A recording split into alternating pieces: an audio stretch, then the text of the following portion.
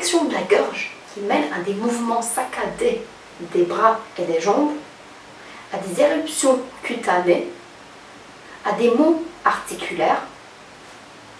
C'est assez bizarre, non? En fait, tous ces symptômes peuvent être inclus sous ce qu'on appelle la fièvre rhumatismale, qui est une des complications de l'angine streptococcique.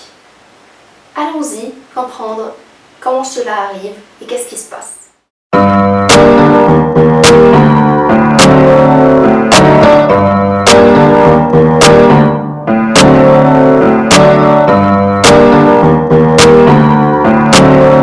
une bactérie rentre dans le corps, notre système immunitaire la reconnaît et les globules blancs commencent à former des anticorps pour combattre cette bactérie et s'en débarrasser.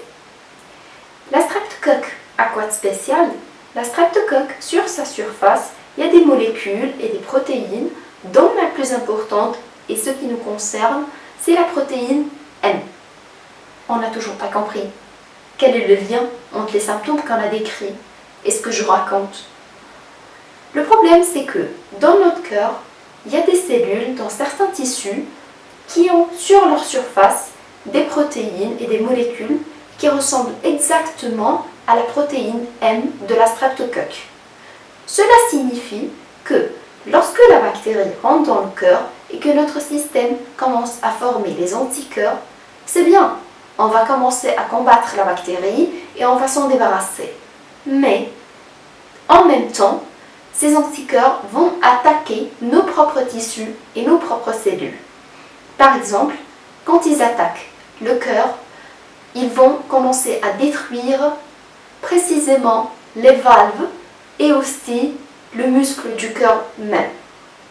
Non seulement cela, quand ils attaquent la peau, cela cause les éruptions cutanées dont on a parlé, qui commencent à apparaître dans une partie, puis disparaissent, puis apparaissent dans une autre.